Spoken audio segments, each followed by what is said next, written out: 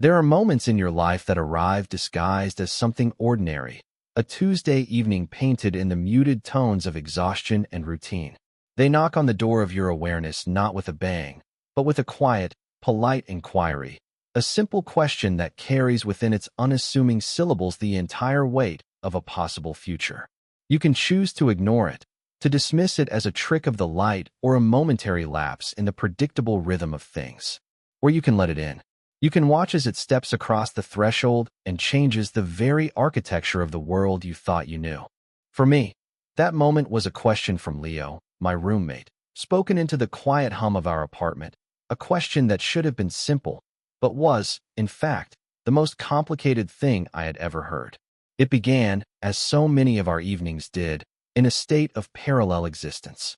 I was in my room, the door ajar as it always was, an unspoken invitation, a habit formed over 3 years of living together that signified a state of welcome without demanding interaction.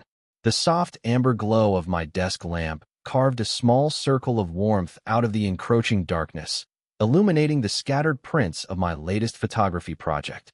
Each image was a study in stillness, a lone bicycle leaning against a rain-slicked wall, the intricate frost patterns on a winter window pane, a single feather caught on a barbed wire fence.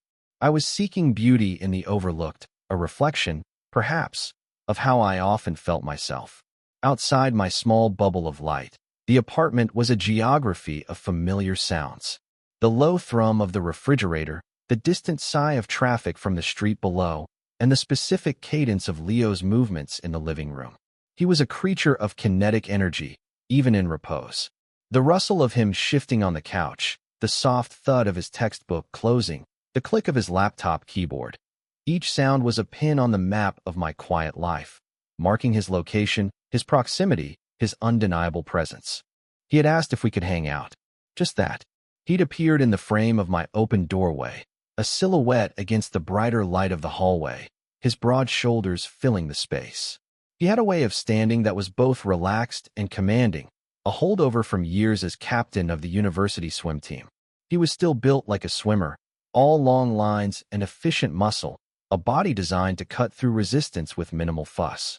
I had looked up from a print I was examining, the smell of developer faint on my fingers, and felt the familiar, gentle lurch in my chest that his presence always induced. It was a feeling I had long ago packed away into a small, tightly sealed box in the back of my mind, a box labeled "Do not open under any circumstances." "Hey," he'd said, his voice a little rough from a long day of classes and practice. "You busy?" I had gestured to the organized chaos on my desk. "Just sorting through these." "What's up?" "Nothing much. Just wondering if you wanted to hang out for a bit? Watch a movie or something." I'm fried from that data structures midterm. This was not an unusual request. Our friendship was built on a foundation of these easy, low-stakes interactions. We orbited each other's lives, sometimes distant, sometimes close, but always tethered by the gravitational pull of shared space and genuine affection. He was the sun, radiating an effortless warmth and charisma that drew people in, and I was a smaller, quieter planet, content to exist in his light, observing his world through the lens of my camera and my own guarded heart. But tonight, something felt different. There was a subtle weight to his posture, a slight weariness around his eyes that went deeper than academic stress. It was a fragility I had only seen a few times before, a crack in the polished surface of his easygoing confidence. I had given him a tired but genuine smile. "I'd love to, Leo, but I'm honestly about to fall over. I was just going to pack this up and crash," it was the truth. The day had been long, a draining critique in my advanced portraiture class followed by hours in the darkroom, a place I loved, but which often left me feeling wrung out and disconnected from the world of the living. My social energy, a notoriously shallow well to begin with, was completely dry. I expected him to nod, say no worries, and retreat to his own room, and the familiar, comfortable silence would settle back into place between us. That was the established script. But he did not follow the script. He hesitated in the doorway, a flicker of something I couldn't quite name crossing his face. Disappointment? Or was I just projecting? He shifted his weight from one foot to the other. "Oh, yeah, okay. No problem," but he didn't move. He just stood there, a silent sentinel at the border of my sanctuary, and the space between us became charged, humming with a low-frequency current of unspoken need. Then, he took a step into the room. "Do you mind if I just sit in here for a bit while you finish up?" he asked, his voice softer now. The living room feels weirdly huge tonight, and that was it. That was the moment. The ordinary Tuesday evening ceased to be ordinary. The simple question hung in the air, not as an inquiry about physical space, but as a request for something much more profound. He was asking for harbor. He was asking to anchor himself in my quiet, to borrow my stillness because his own had been lost somewhere out on the vast, lonely ocean of his own mind. Every instinct for self-preservation, every carefully constructed wall I had built around my heart, screamed at me to make an excuse. To tell him I needed to concentrate, to say I was turning in right now, to gently but firmly maintain the boundary that had kept our friendship safe and my feelings a secret for 3 years. But I looked at him, truly looked at him, and saw the exhaustion that was more than just physical. I saw the faint shadow of a loneliness that I knew intimately, a ghost that had haunted the hallways of my own soul for as long as I could remember. And I couldn't do it. I couldn't turn him away. So I simply nodded, a small, almost imperceptible movement, and gestured with my head towards the worn armchair in the corner of my room. "Sure," I said, my voice betraying none of the sudden, frantic symphony that had erupted inside my chest. "Hang out as long as you want." He gave me a small, grateful smile that didn't quite reach his eyes and crossed the room. He didn't sit in the armchair. Instead, he sank down onto the edge of my bed, his back against the wall, and pulled his knees up to his chest, wrapping his arms around them. He let out a long, slow sigh, the sound impossibly loud in the quiet room, a sound of release, of tension finally finding an exit. He didn't speak again. He just sat there, watching me as I turned back to my photographs, my hands moving with a deliberate slowness that I hoped looked like calm focus and not the trembling uncertainty I was feeling. The air changed. The defined territories of our apartment, his room, my room, the shared spaces, had dissolved. He had crossed a border, not just physically, but emotionally, and he had done so with my permission. And as I pretended to sort my prints, the only coherent thought that could surface through the roaring static in my mind was a terrifying, hopeful whisper: "He stayed." To understand the seismic significance of him staying, you would have to understand the foundation upon which our friendship was built. We met the first day of freshman year, a classic case of university housing roulette. I arrived first, my belongings contained in a few neat, labeled boxes: books, camera equipment, clothes in muted shades of gray and blue. I was methodically setting up my desk, arranging my life into a small, defensible territory, when the door burst open and he blew in like a warm, chaotic weather front. Leo didn't just enter a room. He occupied it, filled it with a vibrant, restless energy that seemed to make the very air molecules vibrate a little faster. He was all bright colors, loud laughter, and an easy, unself-conscious confidence that I, in my quiet shell of introversion and careful observation, found both intimidating and utterly mesmerizing. He was talking before he even saw me, a running commentary to his dad, who was trailing behind him with a trunk. "And I'm telling you, if I can get my time down by half a second in the 200 fly, Coach said I have a real shot at nationals this year," which would be insane, absolutely insane. He stopped short when he finally noticed me standing by the desk, a deer caught in the headlights of his supernova presence. He broke into a wide, brilliant grin, the kind that rearranged his whole face and made you feel like you were the only person in the world. "Whoa, sorry man. Didn't see you there. I'm Leo." He stuck out a hand, and I took it, feeling the warmth and strength in his grip. It was firm, sure, uncomplicated. "Sam," I'd replied, my own name sounding small and thin in the space he had so effortlessly filled. That was the beginning. We were a study in contrasts, an odd pairing that should not have worked, but somehow did. He was the athlete, his life dictated by the rigorous discipline of early morning practices, weight training, and the relentless pursuit of seconds shaved off a clock. His world smelled of chlorine and sweat, and the energy drink he was perpetually chugging. My world was one of light and shadow, of chemistry and patience. I lived by the quiet click of a shutter, the gentle sloshing of chemicals in a developing tray, the silent, meditative hours spent waiting for an image to emerge from the ether. He moved through the world. I watched it. Our friendship found its rhythm in the spaces between our two different universes. He would stumble back from a grueling practice, drop his wet towel on the floor, and collapse onto his bed, recounting the drama of the swim team or complaining about a professor. I would listen, offering quiet murmurs of support, my camera often resting in my lap. I took hundreds of photos of him in those first few years, most of which he never saw. They weren't portraits in the traditional sense, but studies of him in his natural state. Asleep with a textbook open on his chest, the focused line of his jaw as he typed a paper, the way he'd stretch in a sliver of morning sun, his body a perfect sculpture of athletic grace. He was an unconscious and uninhibited subject, completely at ease under my gaze because he never once suspected the nature of it. To him, my camera was just an extension of me, a quirky accessory to my quiet personality. He didn't know that through its lens, I was trying to capture the inexplicable thing he made me feel, a feeling that was equal parts reverence and a deep, secret ache. My affection for him was a silent, subterranean river running beneath the surface of our daily lives.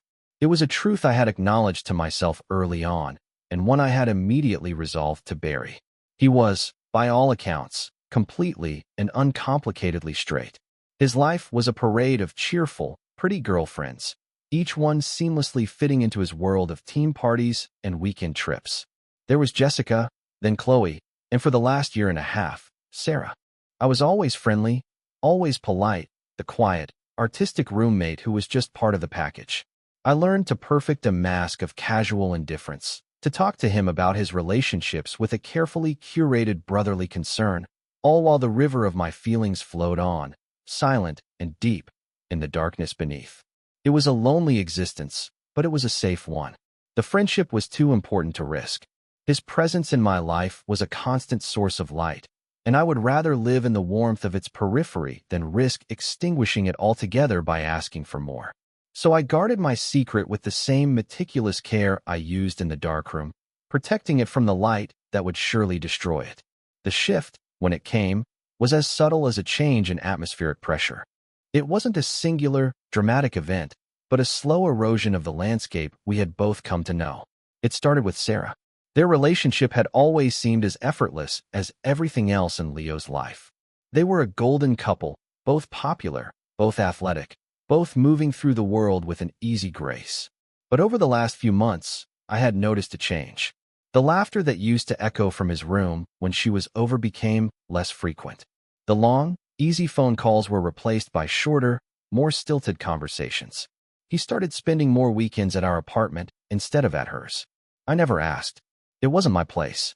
I just observed, cataloging the small signs of a growing distance, the widening of a fault line that only I seemed to notice.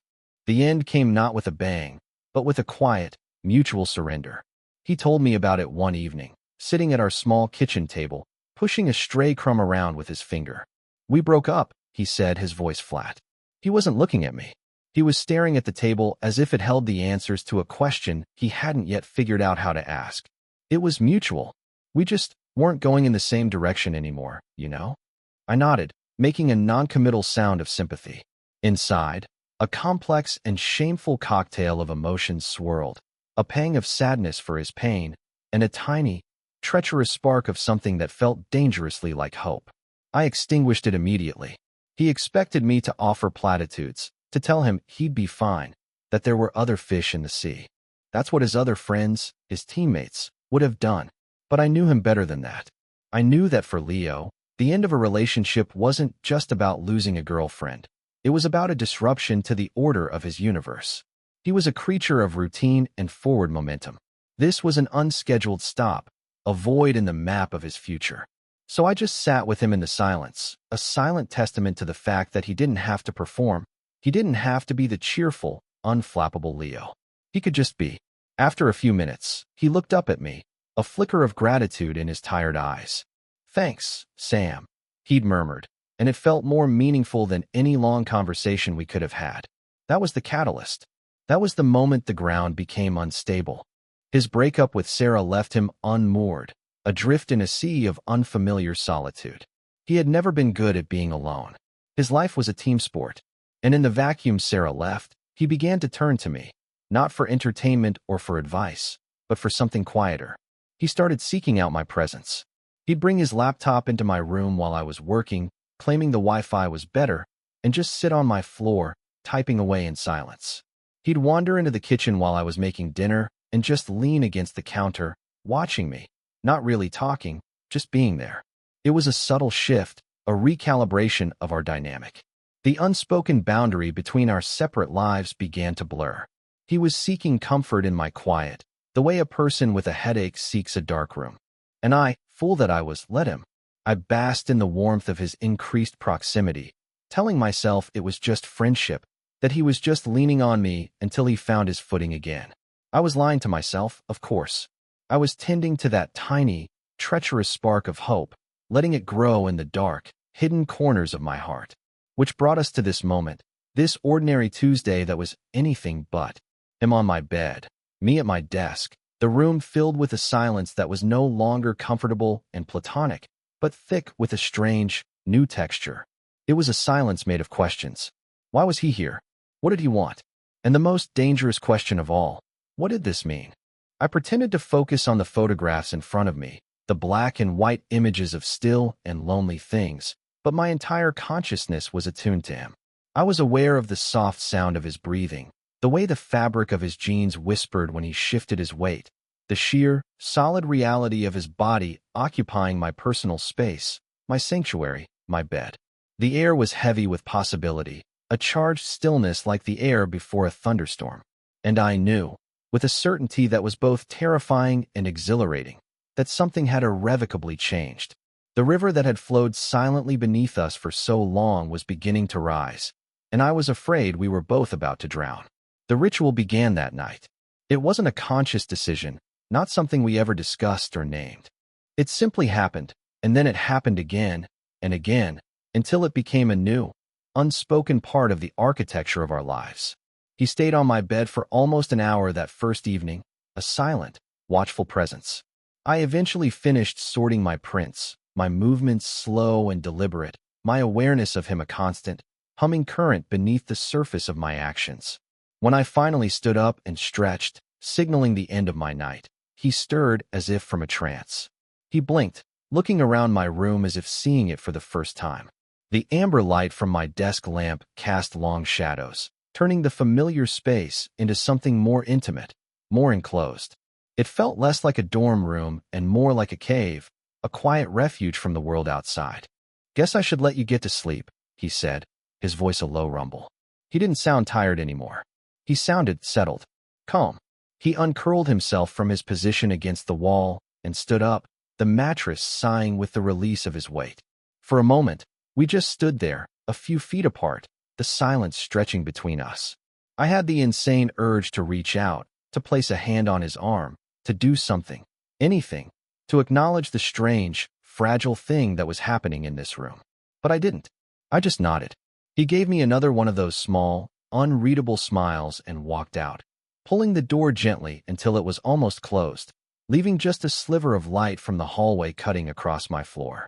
I stood there for a long time after he was gone, my heart hammering against my ribs, staring at that line of light as if it were a line of script in a language I was only just beginning to learn. 2 nights later, it happened again. This time, the pretext was even thinner. He appeared at my door with a textbook. "Hey, my desk lamp burned out. Mind if I study in here? Your light is better." I didn't point out that he had a perfectly good overhead light in his room, or that the living room was empty and brightly lit. I just stepped aside and let him in. He didn't go to the armchair. He went straight to the bed, settling into the exact same spot as before, his back against the wall, textbook open in his lap. He didn't read a single page. His eyes followed me as I moved around the room, tidying up, putting my camera away. The silence was different this time. Less tense, more expectant. It was as if we were both waiting for something, though neither of us knew what it was. This became the pattern. Every few nights, he would find a reason to be in my room. His room was too cold. My room was quieter. He wanted to listen to the new album I had on my speakers.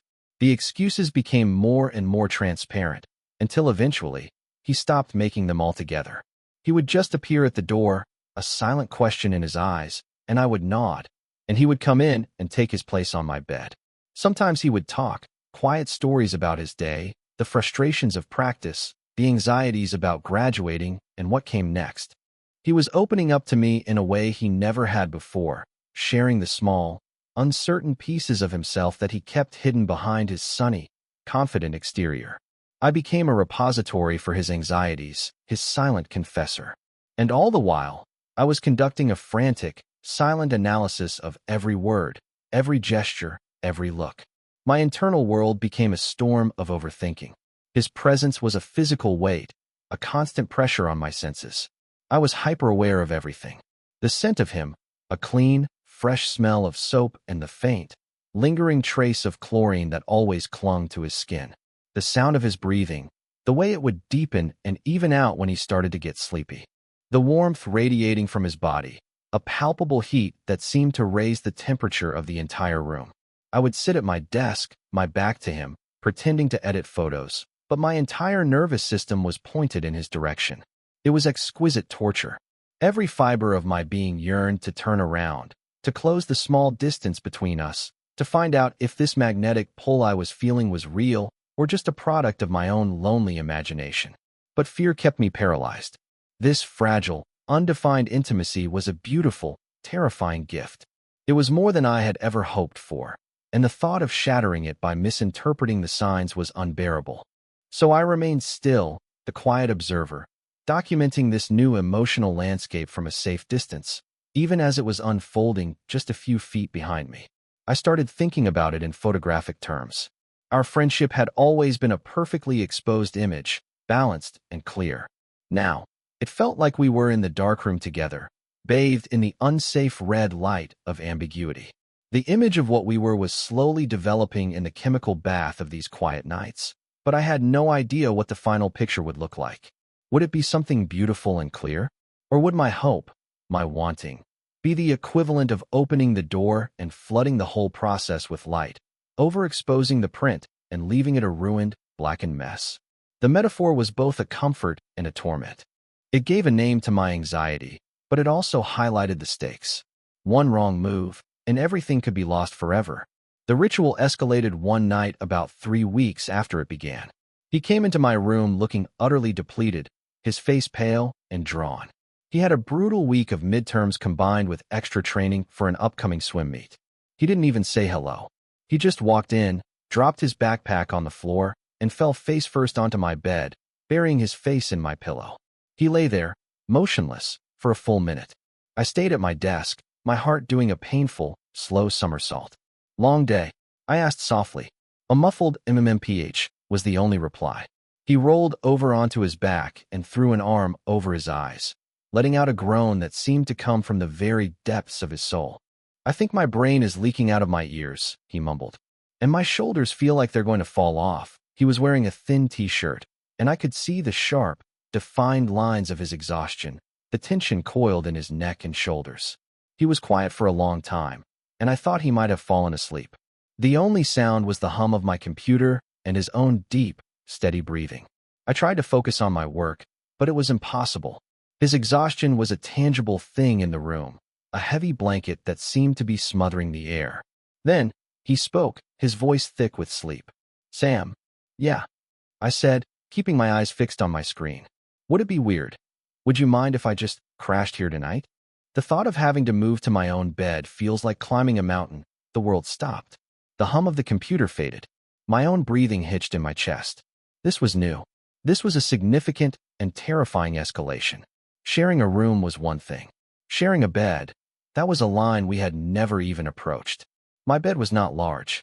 It was a standard double, a space that would necessitate proximity, a complete collapse of the safe, empty air that had always existed between us. My mind raced, searching for an excuse, a way out. I could say I was a restless sleeper.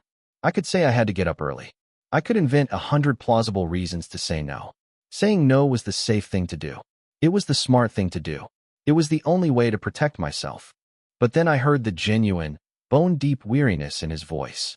I pictured him having to drag his exhausted body from the comfort he had found, and I couldn't do it.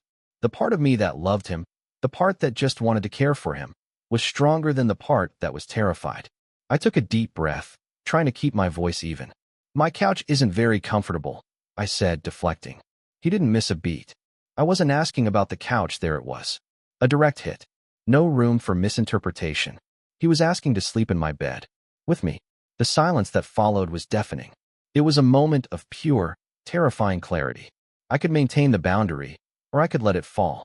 I could choose safety, or I could choose this. I swiveled in my chair, finally turning to face him. He had taken his arm away from his eyes and was looking at me, his expression open and vulnerable. There was no trace of a joke, no hint of irony. Just a simple, direct plea. In that moment, he was not the confident swim captain, the campus golden boy. He was just Leo, tired, overwhelmed, and asking for a safe place to land. My carefully constructed defenses crumbled to dust. Okay, I whispered, the word feeling both impossibly heavy and miraculously light. Okay, Leo, a visible wave of relief washed over his face. He gave me a tiny, grateful smile, and then rolled onto his side, facing the wall, effectively giving me the majority of the bed. He was asleep within minutes. I sat at my desk for another hour, not working, just listening to the sound of him breathing in my bed. The quiet intimacy of it was overwhelming, a profound and painful beauty. I was living in a dream I had never even allowed myself to have, and I was terrified of the moment I would have to wake up. When I finally did crawl into bed, I stayed on the very edge of the mattress, my body rigid, a sliver of cold air between us, afraid that even the slightest accidental touch would shatter the fragile spell we were under.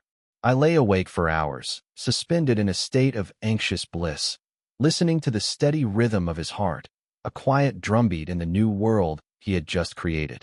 That night marked the final dissolution of the old boundaries. The ritual was no longer about him simply being in my room. It was about him being in my bed. It didn't happen every night, but it became a regular occurrence, maybe 2 or 3 times a week. He would come in, tired from practice or stressed from school, and wordlessly crawl under the covers on his side of the bed, turning to face the wall. It was a routine marked by a profound and deliberate lack of acknowledgement. We never spoke of it in the morning. He would be gone before I woke up, or I would slip out of bed while he was still asleep, and we would greet each other in the kitchen later as if nothing had happened, as if we hadn't just spent 8 hours sharing the most intimate of spaces, our bodies separated by mere inches. This plausible deniability was both a comfort and a source of deep, gnawing anxiety for me. It allowed the ritual to continue, to flourish in this gray area of unspoken understanding. But it also meant that I could never be sure of its meaning. Was this just about comfort for him? A purely platonic need for physical presence in a time of emotional turmoil? Or was it something more? Was he, in his own fumbling, unconscious way, reaching for the same thing I was? I dissected every moment, every sigh, every slight shift of his body in the night. If his foot brushed against mine, my entire body would light up with a jolt of electricity, and I would spend the next hour analyzing the intent. Was it accidental? Or was it a test? A tentative exploration of a new frontier? I was living in a state of constant, heightened awareness, my mind a relentless engine of interpretation. The crossing happened on a rainy Thursday night. The weather had been miserable all day, a cold, persistent drizzle that seemed to seep into the very bones of the city. The sky was the color of slate, and the world outside our window was a watercolor painting of blurred headlights and glistening asphalt. It was the kind of night that encouraged introspection and quiet. Leo had a rare night off from practice, the coach having canceled it due to a minor issue with the pool's heating system. He seemed to drift without his usual rigorous schedule, wandering around the apartment with a restless, pent-up energy. He tried to study, but couldn't focus. He tried to watch TV, but flicked through channels with impatient boredom. Finally, around 10 o'clock, he appeared in my doorway. I was at my desk, editing a series of photos I had taken that afternoon in the rain. They were moody, atmospheric shots of reflections and puddles, the city transformed into a shimmering, abstract landscape. He didn't say anything. He just came in and lay down on the bed, on his back this time, his hands clasped behind his head as he stared up at the ceiling. I could feel his restlessness radiating from him, a low-level hum of discontent. "Everything okay?" I asked, my voice gentle. He let out a long, frustrated sigh. "I don't know. I just feel weird tonight. Jumpy.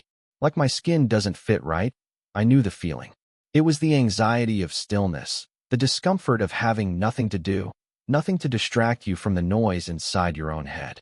I turned in my chair to face him, leaning my elbow on the backrest. The only light in the room was my desk lamp, which cast a soft, intimate glow, leaving his face half in shadow. The sound of the rain against the window was a steady, rhythmic shushing, a natural soundtrack to the quiet tension that was beginning to build between us. We were quiet for a long time, just existing in the space together, listening to the rain. His restlessness seemed to slowly subside, replaced by a deep, contemplative stillness. He was watching me, his eyes dark and serious in the dim light. I met his gaze, my heart starting to beat a little faster. The air was thick, charged. This felt different from all the other nights. The unspoken thing between us was no longer a gentle current. It was a rising tide, and the shore was disappearing fast. He broke the silence, his voice barely a whisper, so quiet I almost wasn't sure I had heard it. "Sam." "Yeah." My own voice was tight. He hesitated, and I saw a flicker of vulnerability, of fear, in his eyes. He swallowed, a small, audible movement in the quiet room. "Can I ask you something really weird?" My entire body tensed. This was it, the moment of truth, the question that would either build a bridge or burn one. I could only nod, my throat suddenly too dry for words. He kept his eyes locked on mine, and the world seemed to narrow to the space between us. The rain, the city, the rest of the apartment, it all faded away. There was only his face, half lit in the amber glow, and the terrifying, beautiful question I could see him forming. "Would it be okay," he started, his voice a low, rough murmur, "if I kissed you?" The question landed in the center of my chest like a physical blow, knocking the air from my lungs. It was not a proposition. It was not a joke. It was a plea. It was the most vulnerable, honest thing I had ever heard. All the months of analysis, of second-guessing, of torturing myself with ambiguity, it all vanished in the face of that one, simple, terrifying question. He was asking for permission. He was giving me all the power. He was laying his confusion, his uncertainty, his need, at my feet and waiting for my verdict. I think a part of me, the self-protective part, was screaming to say no, to laugh it off, to pretend he was joking. It would have been so easy to retreat to the safety of the known world. But looking at him, at the raw, unguarded hope in his eyes, I knew I couldn't. I had been living in the dark for so long, and he was offering a match. I couldn't refuse the chance to see what it might illuminate. I didn't speak. I couldn't. Instead, I gave him the only answer I had. I stood up from my chair, my legs feeling unsteady beneath me, and I walked the few steps to the bed. I sat down on the edge, facing him. The mattress dipped with my weight, and the small movement brought our knees into gentle contact. The touch was electric, a spark that shot through my entire body. I looked at him, and I knew he had felt it too. I slowly, deliberately, reached out and placed my hand over his on the comforter. His skin was warm. His fingers instinctively curled up to meet mine. And then he moved. He pushed himself up on one elbow, his face drawing closer to mine. He was slow, hesitant, giving me every possible chance to pull away, to stop him. His eyes searched mine, asking the question one last time without words. I held his gaze, my heart a wild, frantic bird in my chest. I gave a tiny, almost imperceptible nod. That was all the permission he needed. He leaned in and pressed his lips to mine. It was not a passionate kiss, not the kind you see in movies. It was tentative, soft, and breathtakingly gentle. It was a kiss of pure inquiry. It was a question, a confession, and an apology all at once. His lips were warm and surprisingly soft. It lasted only a few seconds, but in that brief eternity, the entire foundation of my world shifted on its axis. The silent, subterranean river had finally broken through the surface, and I was not drowning. I was breathing, for what felt like the very first time. He pulled back slowly, his eyes still closed for a moment, as if savoring the feeling or bracing for the impact. When he opened them, they were filled with a dawning wonder, a profound confusion, and a fear that mirrored my own. He had crossed the line. We had crossed it together, and neither of us had any idea what lay on the other side. He didn't smile. He just looked at me, his breath mingling with mine in the small space between us, and the rainy Thursday night silence descended once more, no longer a silence of tension, but of awe. The aftermath was a landscape of deafening silence and aching distance. I woke the next morning to an empty space beside me. The indentation of his head was still on the pillow, the sheets were still warm from his body, but Leo was gone. It wasn't unusual for him to be up and out early for morning practice, but this felt different. It felt like a retreat, a flight. A cold knot of dread began to form in the pit of my stomach. I had allowed myself one night, just a few precious hours, of unadulterated hope. I had fallen asleep with the ghost of his lips on mine, the warmth of his hand in my memory, and allowed myself to believe that this was a beginning. The cold, empty air of my room in the gray morning light felt like a brutal rebuttal. He avoided me for the next 3 days. It was a masterful, painful campaign of evasion. If I was in the kitchen, he would stay in his room. If he heard me coming down the hall, he would duck into the bathroom.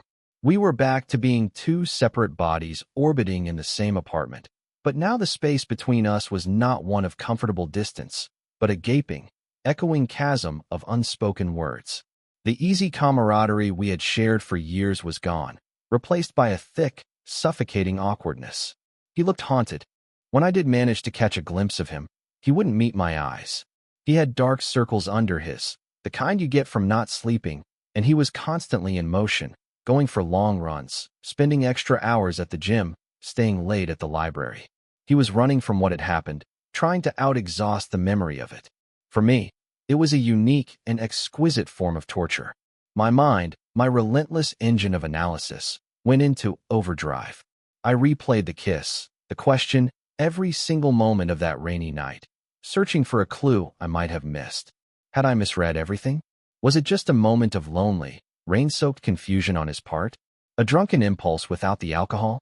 Had he woken up the next morning filled with regret and disgust? The silence was a canvas, and on it, my anxiety painted its most terrifying masterpieces. I felt a hollow ache in my chest, the pain of a hope that had been allowed to live for only a few hours before being brutally murdered. The friendship I had guarded so carefully for 3 years felt like it was in ruins. And for what? For a few seconds of a soft, questioning kiss that he clearly wished had never happened. I was angry at him for his cowardice, for his inability to face what he had initiated. But mostly, I was angry at myself for letting that tiny, treacherous spark of hope grow into a wildfire. By the 4th day, I couldn't take it anymore. The silence was louder than any argument we could possibly have. It was a poison, seeping into every corner of our shared home, making it unlivable. I knew that if I didn't do something, if I didn't force the issue, this chasm between us would become permanent.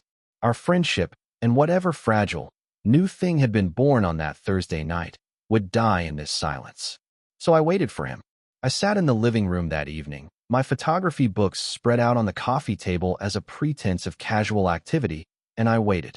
He came home from the library around 9, his shoulders slumped with a weariness that was now both physical and emotional. He stopped dead in the entryway when he saw me, a cornered animal looking for an escape route. Before he could retreat to the safety of his room, I spoke. "Leo," I said, my voice calmer than I felt. "We need to talk." He flinched, the words hitting him like small stones. He wouldn't look at me. He busied himself with taking off his shoes, unzipping his jacket, his movements jerky and uncertain. "I'm really tired, Sam. Can it wait?" "No," I said, my voice firm but not unkind. "It can't." He finally ran out of stalling tactics. He let out a long, defeated sigh and walked into the living room, sinking into the armchair opposite the couch where I was sitting. He still wouldn't meet my eyes. He stared at a spot on the rug, his jaw tight. The room was filled with the heavy weight of everything we weren't saying. I decided to start with the simple, undeniable truth. "You've been avoiding me." He ran a hand through his hair, a gesture of pure frustration. "I haven't. I've just been busy enough to not be in the same room as me for more than 10 seconds for 3 days. I asked, a bit of the hurt I was feeling creeping into my tone. "Leo, don't lie to me.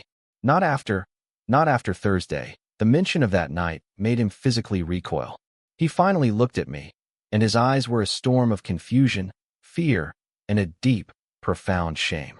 "I don't know what you want me to say, Sam. I want you to say something," I said, my voice rising slightly with desperation. "Anything. I want you to tell me what's going on in your head. I want you to stop hiding." You asked me a question. You kissed me. And then you vanished. You have to know what that does to a person. He winced, and I saw a flicker of guilt. I know. I'm sorry. I'm so sorry, Sam. I've been a complete asshole. I don't care about you being an asshole, I said, my voice softening. I just want to understand. Was it a mistake? Do you regret it? Just be honest with me. Please. Whatever the answer is, I can take it. It's the silence that's killing me. He looked down at his hands, which were clenched into tight fists in his lap. When he spoke, his voice was strained, choked with an emotion he was fighting to control. I don't know, he whispered. That's the honest answer. I don't know, he took a shaky breath. I don't think about guys like that. I never have. I've always been with girls. It's just how I'm wired. It's who I am. He was trying to convince himself as much as he was trying to convince me. But with you, he trailed off, shaking his head in frustration. These last few months, since Sarah and I broke up, I've been so lost, so lonely. And you were just there?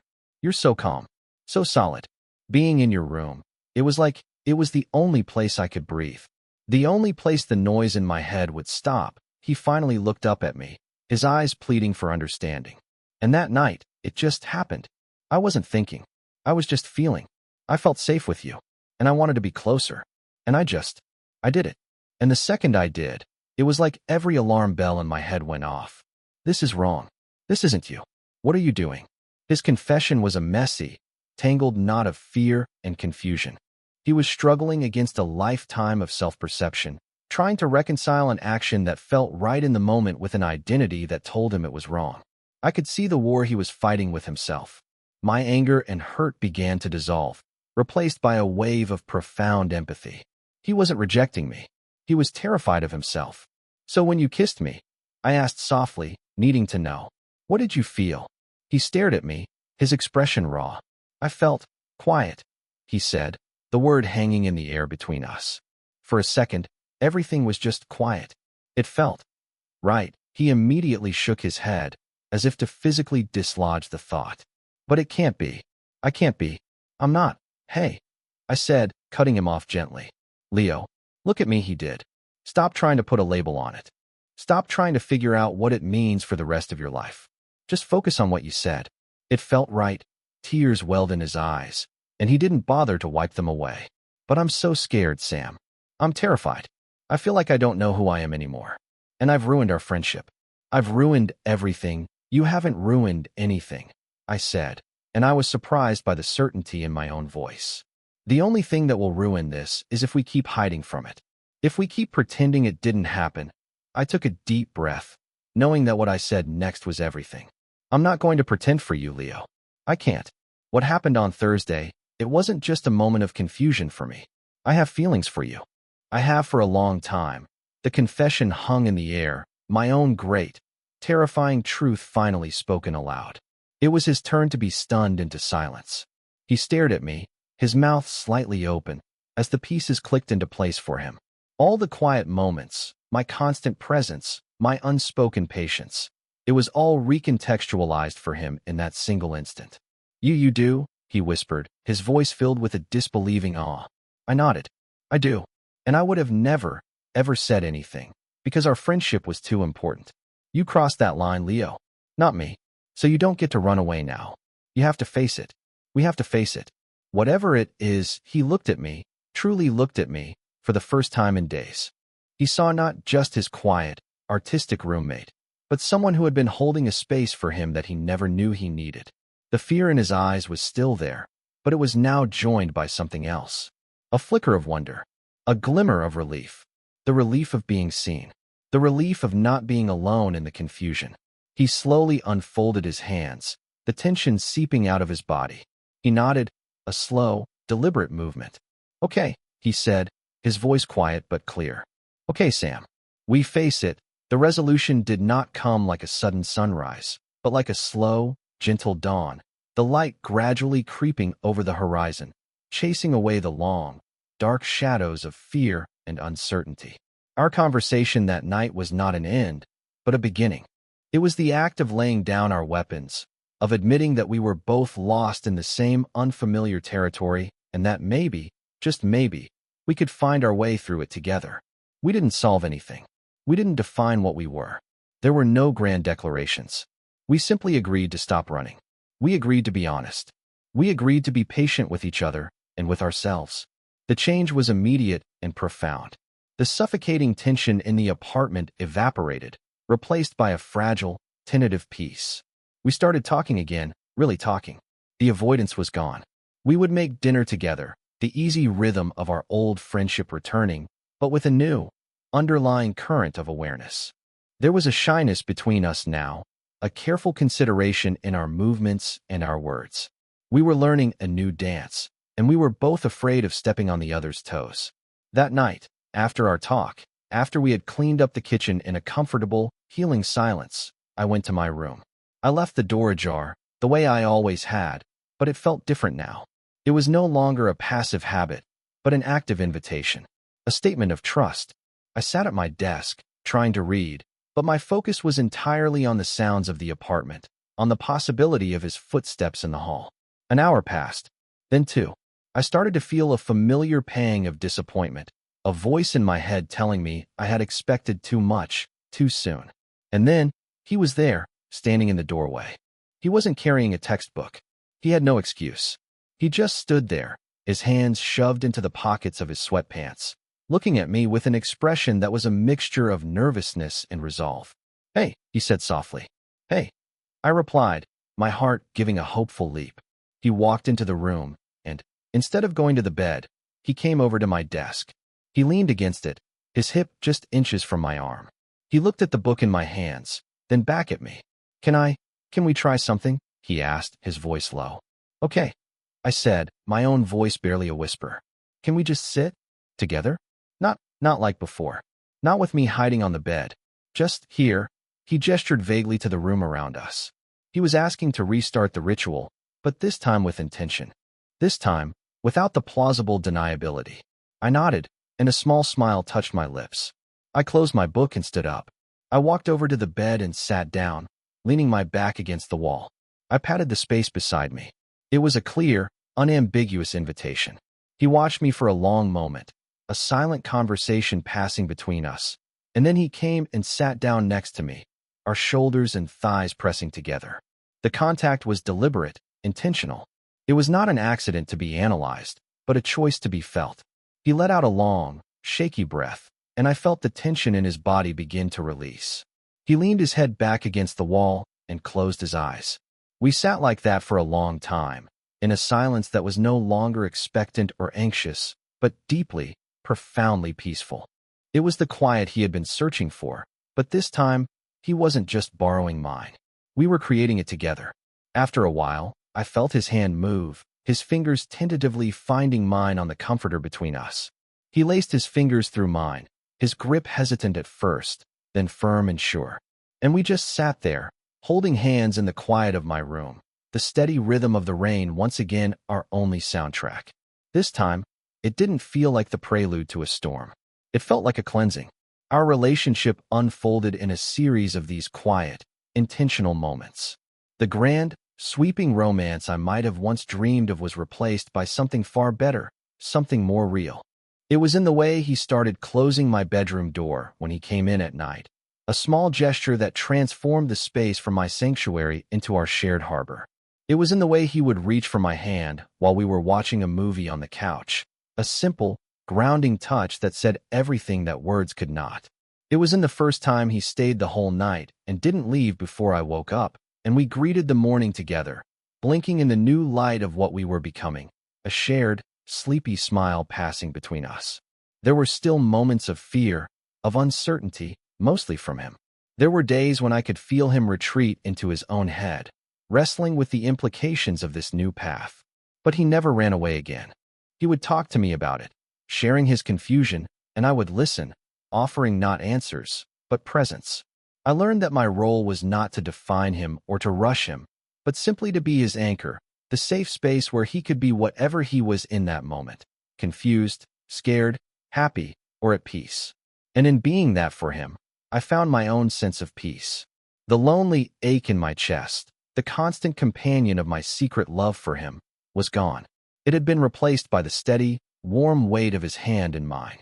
One Saturday morning a few months later, I woke to the smell of coffee. I opened my eyes and saw Leo standing by the window, two mugs in his hands, watching the morning light spill into the room. He had slept the whole night, his arm thrown protectively over my chest, his breathing a steady, comforting presence at my back. He turned when he heard me stir, and that brilliant, easy smile that I had first fallen in love with spread across his face. But this time, it was different. This time, it was just for me. "Morning," he said, his voice warm and soft. He walked over and handed me a mug. "Morning," I replied, taking it, our fingers brushing. The simple domesticity of the moment, the sheer, beautiful ordinariness of it, filled me with a sense of contentment so profound it was almost overwhelming. He sat on the edge of the bed, sipping his coffee, looking at me over the rim of his mug. The fear was gone from his eyes. In its place was a quiet, steady certainty that I was only just beginning to get used to. He had stopped fighting himself. He had stopped trying to fit what he felt into a pre-approved box. He had simply decided to live in the truth of it. The truth of us. I think back to that ordinary Tuesday evening, to the simple question that changed everything. There are moments that knock on your door, disguised as something small, something you could easily turn away. But if you are brave enough, or perhaps just tired enough of being alone, you let them in. You let them stay, even when every instinct tells you to guard your heart. And you discover that the thing you were so afraid of, the vulnerability, the risk, is not a doorway to ruin, but a threshold to a room you never knew you were searching for. A quiet space, filled with a soft, amber light, where you can finally, just be. We had found that room, he and I, and in the beautiful, honest silence we had learned to create together, we had begun to build a home.